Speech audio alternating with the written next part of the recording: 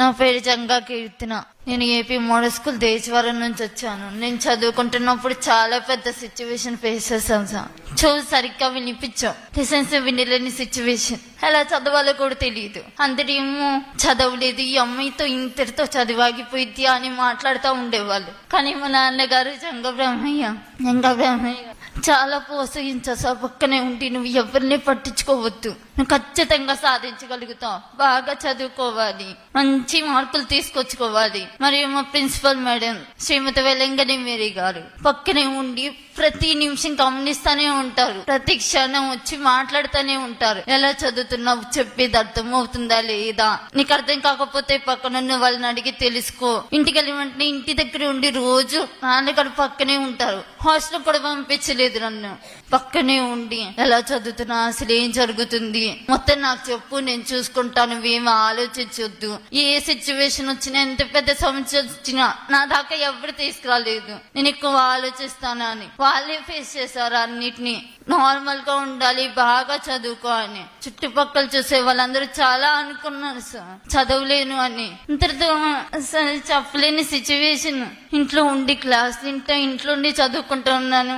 ఇప్పుడు ఈ రోజు 902 మార్కులు తీసుకొచ్చుకొని ఇన్ని సమస్యలు ఎదుర్కొని ఈ రోజు ఇక్కడ నిలబడి మాట్లాడుతున్నాను. అస్సలు ఎక్స్పెక్ట్ చేయలేదు నీ మార్కులు వస్తాయని. ఇప్పటికి కూడా ధైర్యమే లేదు మాట్లాడటానికి. ఎంత దూరం వచ్చానంటే నేను కూడా నమ్మలేకపోతున్నాను.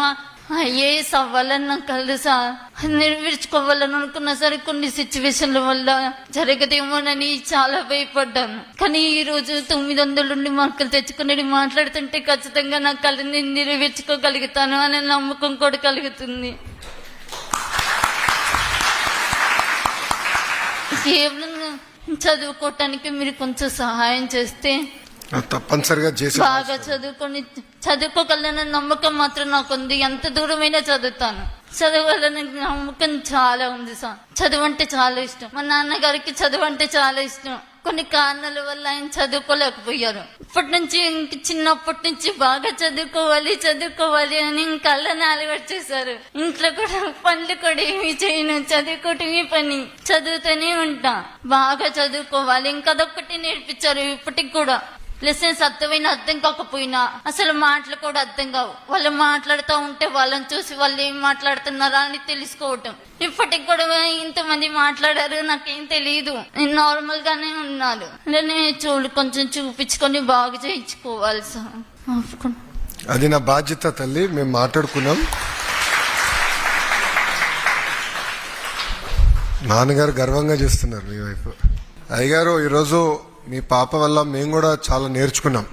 ఈ మీటింగ్ వచ్చే ముందల పాప గురించి కూడా మేడం గారు చెప్తాం జరిగింది. ప్రిన్సిపల్ సెక్రటరీ గారు కూడా మాట్లాడి అసలు ఇది కూడా మనం ఎట్లా మిస్ అవుతున్నాం, ఇట్లయితే ఎట్లా మనం ప్రభుత్వం అంటున్నాం, ఇన్ని కార్యక్రమాలు చేస్తున్నాం, ఇది ఎట్లా మిస్ అయ్యామని మేము చర్చించాం. ఒక మాటలో చెప్పాలని మీ పాపలో మేము చాలా నేర్చుకున్నాం. అంటే ఎన్ని లోటుపాట్లు ఉన్నాయి వ్యవస్థలో, ఏం చేయాలని దానిపైన ఒక కార్యక్రమం ఇప్పుడు చేపడతాం. వచ్చే సంవత్సరం నుంచి ఇట్లాంటి హియరింగ్ ఇబ్బంది ఉన్న పిల్లలకి వాళ్ళకి మెరుగైన మెషిన్లు ఎట్లా అందజేయాలి, టెస్టింగ్ ఎట్లా చేయాలి, కంటి చూపు కూడా ఇబ్బంది ఉన్న వాళ్ళకి ఎట్లా చేయాలి అనేది మేము వాస్తవం నేర్చుకున్నాం, తెలుసుకున్నాం.